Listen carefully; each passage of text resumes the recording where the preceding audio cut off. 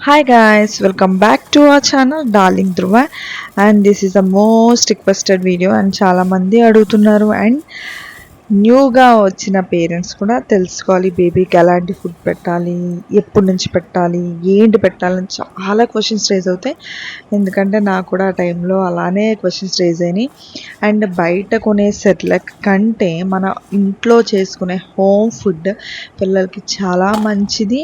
And ఆ Cerelac ఏంటంటే some sweetness tasting కోసం ఏవో వేస్తారు. ఏదైనా సరే మన ఇంట్లో వాడే ఫుడ్ అండ్ మెయిన్లీ కాస్ట్ పరంగా కూడా చూసుకుంటే అంత మనం మెయింటైన్ చేసుకోలేము.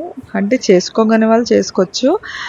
సెర్లాక్ కొని పెట్టి హెల్త్ ఖరాబ్ అయ్యే కంటే హోమ్ ఫుడ్ చక్కగా పెట్టుకొని మన చేతులతో మనం రెడీ చేసి పిల్లలకి పెట్టుకుంటే ఆ హ్యాపీయే వేరు.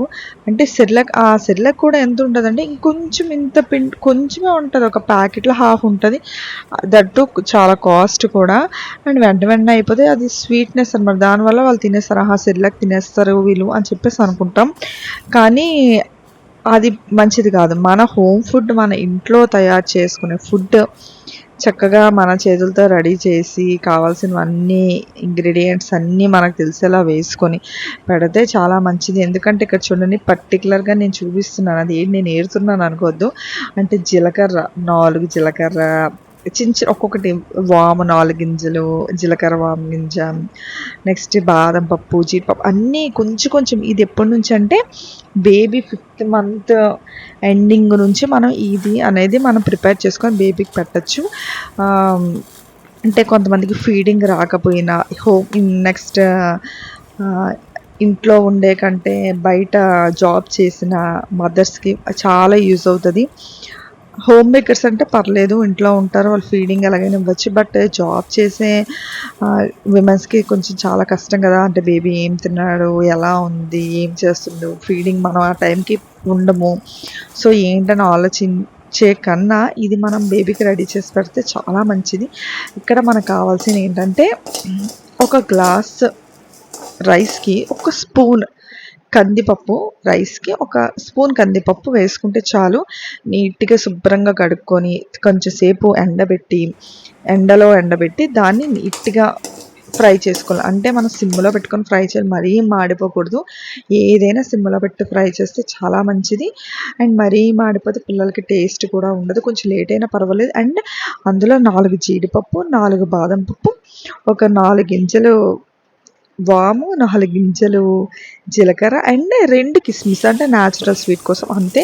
ఇలా ఫ్రై చేసాక ఆగండి ఎలా ఉంటుంది. చాలు, ఈ మాత్రమే చాలు. అంటే ఫస్ట్ ఆ బేబీ తిన్నాదా లేదా, వాడికి సెట్ అయిందా లేదా అనేది మనం తెలుసుకోవాలి. ఎక్కువ మాడకుండా సిమ్లో నీట్గా, అంటే దాని టేస్ట్ కానీ స్మెల్ కానీ చాలా బాగుంటుంది. దాని తర్వాత మిక్సీ పట్టుకున్నాక ఇలా ఉంటుంది. ఆ మిక్సీ ఏంటంటే ఫస్ట్ ఒకేసారి అలా కంటిన్యూగా గ్రైండ్ చేయకుండా ఇలా ఫైన్ పౌడర్గా అయితే చాలు. ఇది అయ్యాక మళ్ళీ దీన్ని మనం జల్లించుకోవాలి. అంటే చాలా ఫైన్ పౌడర్గా రావాలన్నమాట. ఎంత జల్లించుకుంటే అంత మంచిది. మిక్సీ పట్టేసాము, అది బేబీకి పెట్టేస్తే చాలు అని మాత్రం అనుకోకూడదు.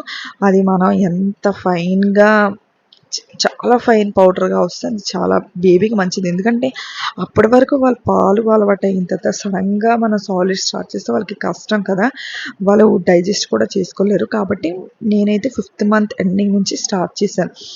బేబీకి 6th మంత్ అయ్యాక పెట్టమంటారు డాక్టర్స్. కానీ మనకి అలాగ అవ్వదు కాబట్టి 5th మంత్ ఎండింగ్ నుంచి స్టార్ట్ చేసాము. అప్పటి నుంచి అలవాటు చేస్తే వాళ్ళకి సెట్ అవుతుంది అనమాట.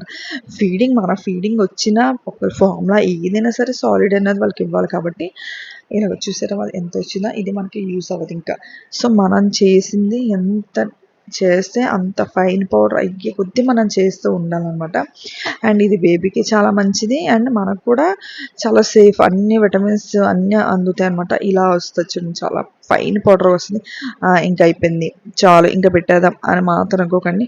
ఈ వచ్చిన దాన్ని కూడా మళ్ళీ ఏం చేయాలంటే మళ్ళీ మిక్సీ పట్టాలన్నమాట. మళ్ళీ మిక్సీ జార్లో తీసుకొని మళ్ళీ దీన్ని కూడా మిక్సీ పట్టాలన్నమాట. ఒకసారి జల్లించేస్తే కాదు, ఇంచుమించు నేను ఒక 7-8 టైమ్స్ జల్లించాను అనమాట. అంత ఫైన్ పౌడర్గా జల్లించాను. మళ్ళీ వచ్చిందని అంటే మీకు చూడండి, అది డస్ట్ వచ్చింది కదా, డస్ట్ అంటే మిగిలిపోయింది వచ్చింది కదా, సైడ్కి పెట్టేసి మళ్ళీ దాన్ని మిక్సీ చల్లాను అనమాట.